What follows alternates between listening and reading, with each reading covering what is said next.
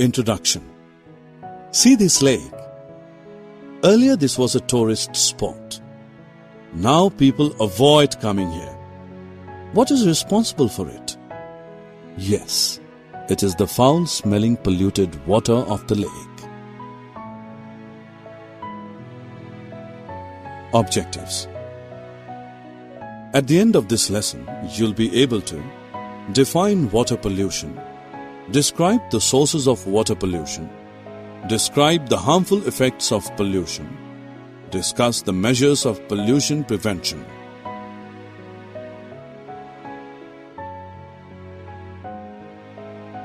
Water is an essential part of human, animal, and plant life.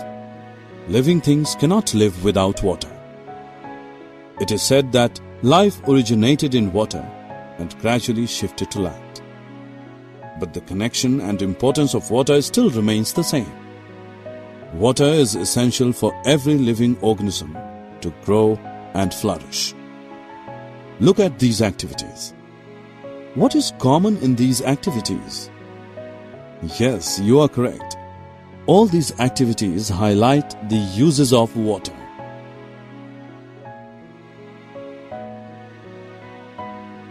We know that 70% of the Earth's surface is covered with water, and it is the most precious natural resource on our planet. Do you know from where this water comes? It comes from natural sources like lakes, rivers, and oceans. However, look at what we are doing to these resources. Let us take the example of River Ganga.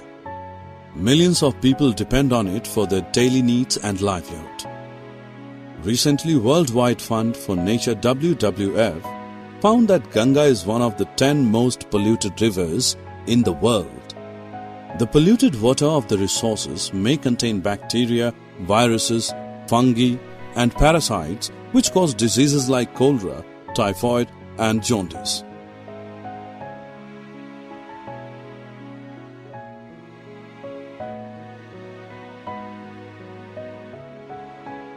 Let us look at the sources of water pollution. Pollution enters a water body as acid rain, eroded soil, runoff containing fertilizers and pesticides, as chemicals released from industries, and other waste from cities and towns. The chemicals released from industries like arsenic, lead, and fluorides lead to toxicity in plants and animals.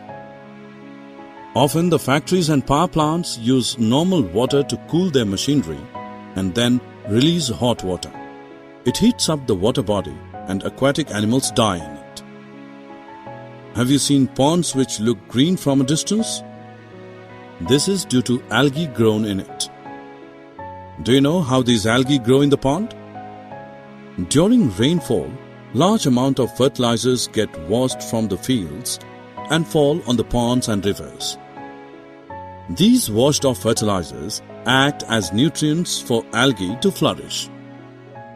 When these algae die, they serve as food for the decomposers like bacteria. Bacteria use up most of the oxygen in the water, and as a result, the fish and other aquatic animals die due to lack of oxygen. Also, people bathe, wash clothes, and defecate in the rivers and ponds. They also throw garbage, flowers, and non-biodegradable polythene bags into the river. Many rivers have become dead due to a high level of pollution, and aquatic life cannot survive in them. The waste materials that pollute the water are called water pollutants. What are you doing? You should not drink water from here. But why? It is clean water. Water that looks clean may still have disease-carrying microorganisms and dissolved impurities which can cause illness. Really? Yes, you should drink purified water to stay safe. Water which is suitable for drinking is called potable water. Water can be made safe for drinking. Can you tell why we boil water before drinking? Because boiling kills the harmful microorganisms present in the water.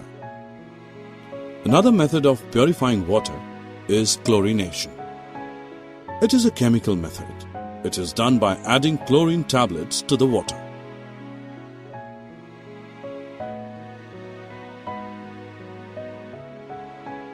Students, you need to help to control water pollution. These are some simple ways. Do not dispose of polluted water directly into rivers and lakes before its treatment. Reuse water that is used for washing vegetables for watering the plants in the garden. Reduce, reuse, and recycle should be our mantra to control water pollution. Government also took measures to prevent the water pollution of rivers of the country. For example, Ganga Action Plan was launched in 1985. It aimed to reduce the pollution levels in the river. Summary. Let us summarize what we have learned. Water pollution is the contamination of water by substances harmful to life. Sewage, agricultural chemicals, and industrial wastes are some of the major contaminants of water.